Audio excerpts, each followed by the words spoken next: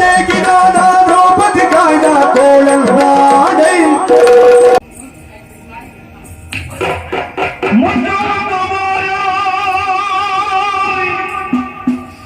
ನಿಮ್ಗಂತ ಈಗ ವಾಕ್ಮನ್ ಬಂತ ನಮ್ಮ ಕುಟುಂಬದ ಹೊರಗಡೆ ಶಿಟ್ಟು ಬಾವು ಅಂದ್ರೆ ಶಿಟ್ಟು ಹಾ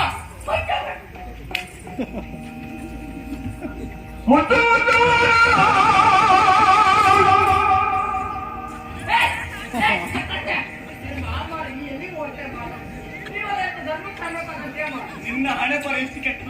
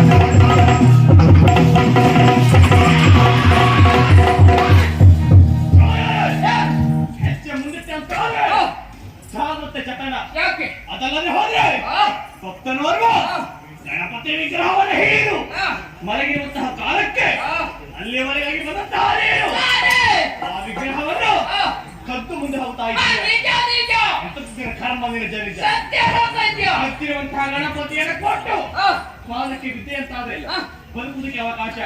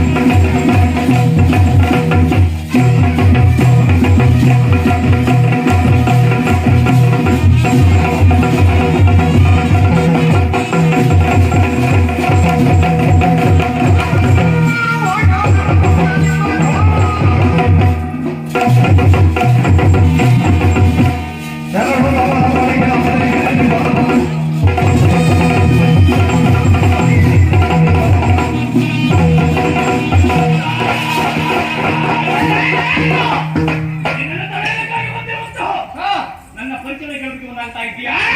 ಬಂದವರು ಯಾರು? ಯಾಕಾಗಿ ಬಂದವರು? ಖಂಡಿತ ಕಳವಿ ಕೊಟ್ಟವರು ಯಾರು? ಅಧಿಕ ಪ್ರಸಂಗ ನನ್ನಲ್ಲಿ.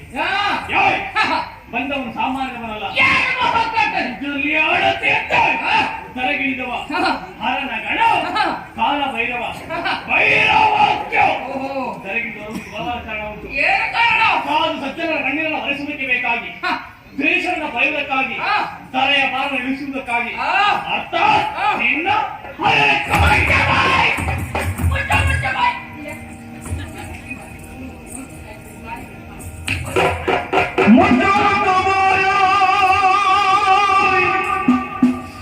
ನಿಮ್ಗೆ ಅಂತ ಈಗ ವಾಕ್ಮನ್ ಬಂತ. ನಮ್ಮ ಕುಟುಂಬ ಹೊರ ಸಿಟ್ಟು ಬಾವು ಅಂದ್ರೆ ಸಿಟ್ಟು.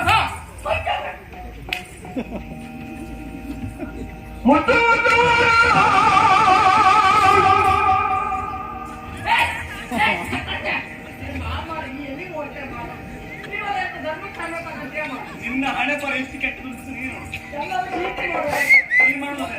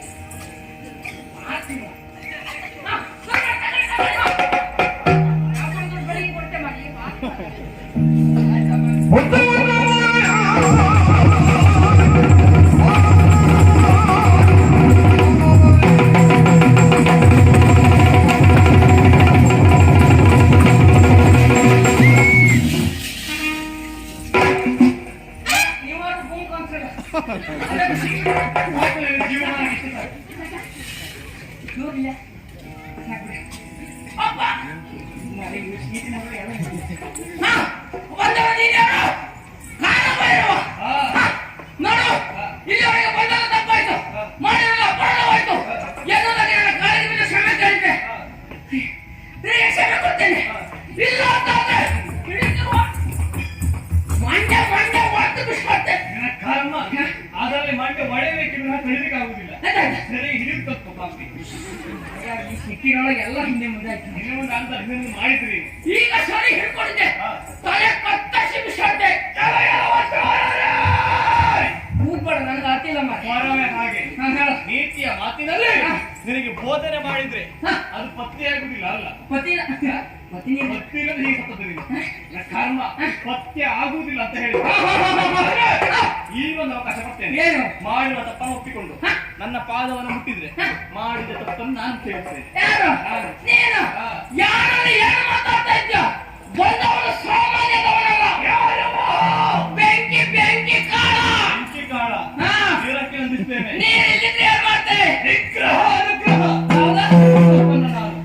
ಸತ್ಯಕ್ಕೆ ನೀ ಬೇಕಿದೆ ಕೇಟ ಎನ್ನ ಪೇರು ಕೇಟಿರ್ತದ, ಜುಮ್ಮ ಅದರ್ದಿಲ್ಲ. ಇದೇ ಎನ್ನ ಪೇರಿಗೆ ಗಾಳಿ ಕೈ ಹಾಕಿ ಗರಗರನೆ ತಿರುಗಿಸಿ ಅಂಬರ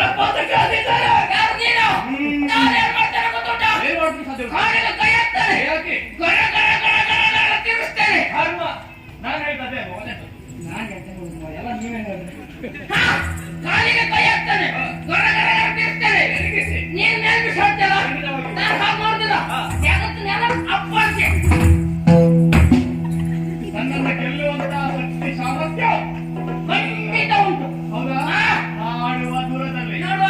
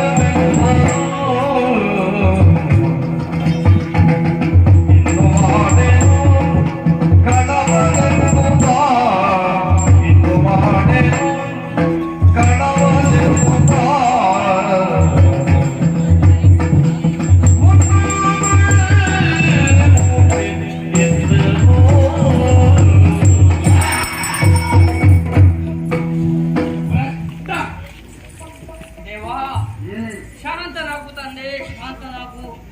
ನಾನೇ ಭಾಗ್ಯವಂತ, ನಾನೇ ಪುಣ್ಯವಂತ. ಯಾಕೆ ಯಾಕೆ ಅಂತ ಹೇಳಿದ್ರೆ ನಿನ್ನನ್ನು ಕಾಣಬೇಕು ಅಂತಾದ್ರೆ ಅದೆಷ್ಟೋ ವರ್ಷಗಳ ಕಾಲ ತಪಸ್ಸನ್ನು ಆಚರಿಸಿದ್ರು ಸಹ ಯಾರ ಕಣ್ಣಿಗೆ ಕಾಣದವನು ನೀನು. ಆದ್ರಿಂದ ನನ್ನ ಕಣ್ಣ ಮುಂಭಾಗದಲ್ಲಿ ಪ್ರತ್ಯಕ್ಷನಾಗಿ ಕುಳಿತಿದ್ದಿ ಅಂತಾದ್ಮೇಲೆ ಬದುಕಿದ್ದು ಸಾರ್ಥಕವಾಯ್ತು ತಂದೆ. ಆದ್ರೆ ಏನ್ ಮಾಡೋಣ ಹೇಳು, ನಮ್ಮ ಉದ್ಯೋಗವೇ ಕಳ್ಳತನವಾಗಿ ಹೋಯ್ತು. ಕಳ್ಳತನ ಮಾಡಿಕೊಂಡು ಮುಂದಕ್ಕೆ ಬರುತ್ತಿರುವಂತಹ ಸಂದರ್ಭ ಏನೂ ಸಿಗಲಿಲ್ಲ. ಆಗ ನನ್ನ ಕಣ್ಣಿಗೆ ಗೋಚರಿಸಿದ್ದು ಗಣಪತಿ ವಿಗ್ರಹ.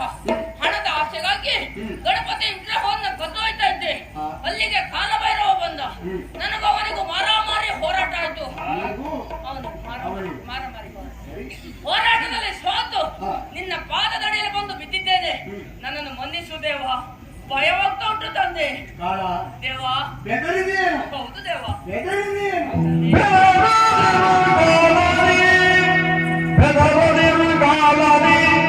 ಗೈದ ಪರಾಧವನ್ನು ಕ್ಷಮಿಸಿಗೆ, ಅಪರಾಧವನ್ನು ಕ್ಷಮಿಸಿಗೆ. ನೀ ಬಹುದ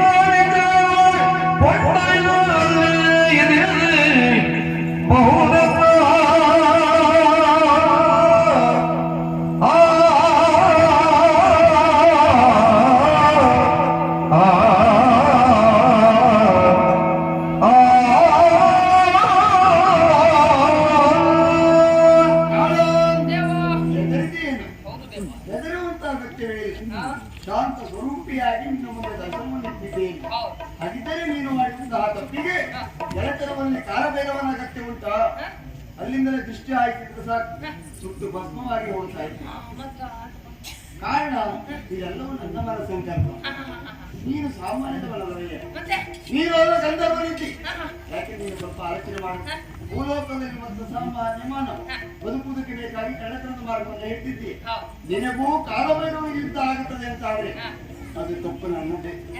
ಹೌದು, ಇನ್ನು ಮುಂದಾದ್ರೂ ನಾನು ಸರಿ ಮಾಡದೇ ಇದ್ರೆ ಕಾಲಭೈರವ ಒಂದು ಬೆಲೆ ಇರುವುದಿಲ್ಲ.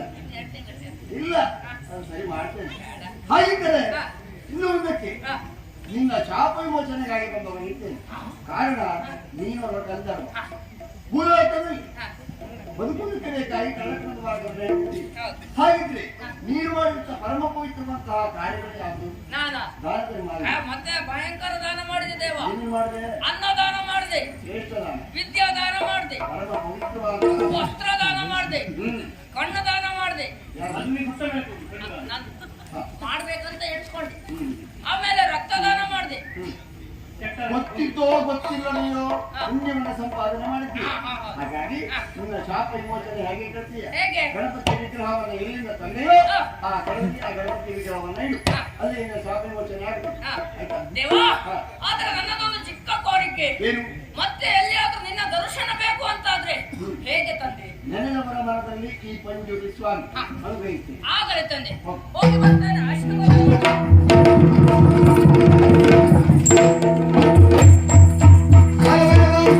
ಈ ಮೂಲಕದಲ್ಲಿ ಸುಸ್ಥಳವನ್ನು ಆರಿಸಿಕೊಂಡು ಆ ಸ್ಥಳದಲ್ಲಿ ಸ್ಥಿರವಾಗಿ ನಾನು ನೆಲೆಯಾಗಿದ್ದೇನೆ. ಅಂತಹ ಸ್ಥಳದಲ್ಲಿ ನಿನಗೊಂದು ಸಂವಿಧಾನವನ್ನು ಕಲ್ಪಿಸಿಕೊಡ್ತೇನೆ. ಅಲ್ಲಿವರೆಗೆ ಕೈಲಾಸವನ್ನು ಸೇರಿತು.